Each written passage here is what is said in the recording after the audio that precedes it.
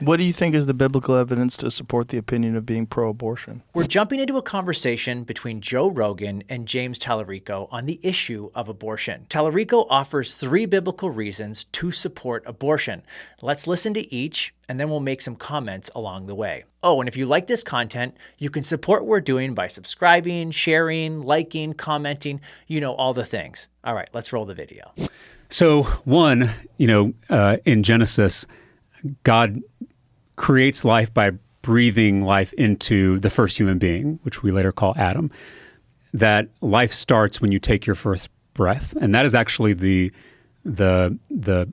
mainline position in Judaism, is that that's when life starts. Genesis does not teach that all human life begins at first breath. It says God breathed into Adam and Adam came to life, Genesis 2:7. This describes the unique creation event, not the universal rule for all people. Genesis doesn't teach every human comes to life at first breath any more than it teaches that every woman comes from a rib. If we're honest, the Bible never explicitly tells us when human life begins. That's where science and philosophy are helpful. According to embryology, it's a human life from the moment of conception.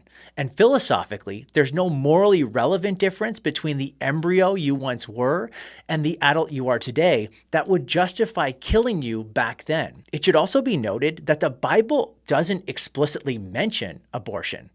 Having said that, there are some texts that seem to recognize the continuity of identity and human personhood before birth. Take a look at Luke 1:41-44.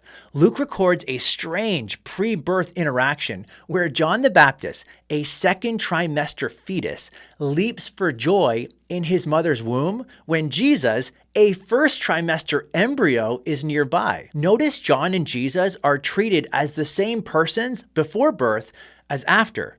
There's no change in identity, only change in location.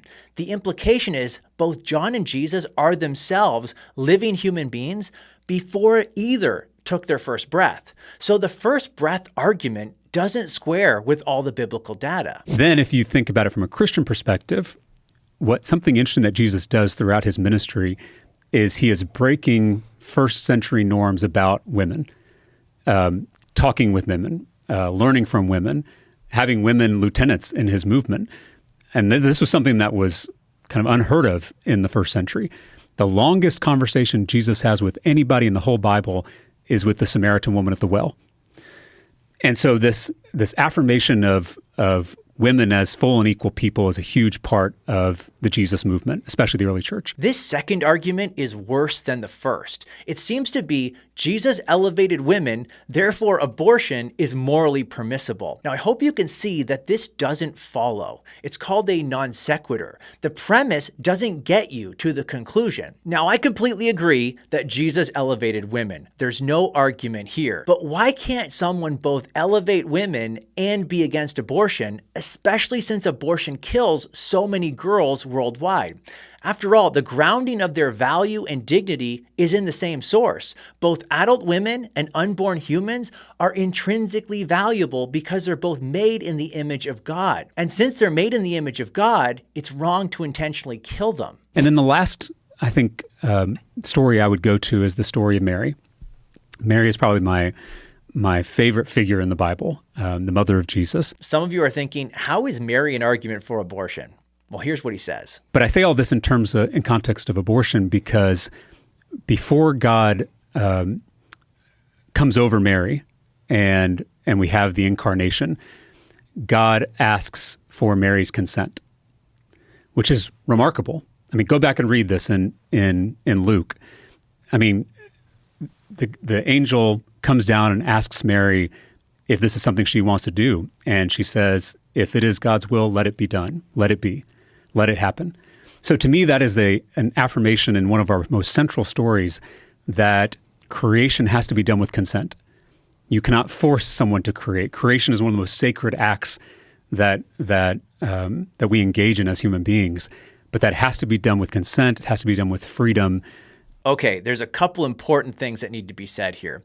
Talarico confuses 2 different categories: consent to conceive a baby, getting pregnant, and consent to keep a baby once conceived. When Mary says yes to God, she's submitting to God's will and welcoming new life into the world. Or using Talarico's terminology, Mary is consenting to conceive a child. But abortion is about something else entirely. In the case of abortion, the creation of a human life has already happened at conception. Abortion is about the destruction of that human life that is already seen and known by God and made in his image. Talarico wants us to believe that because Mary consented to conceiving a baby, that she must also support a woman's choice to end the life of her baby. But that doesn't follow. Once a human being is present, the moral question becomes, do we have the right to intentionally end that innocent human life? Mary's yes to God is a celebration of life, not a license to destroy it. So back to Joe Rogan's original question, is the Bible pro-abortion? Well, I don't think so.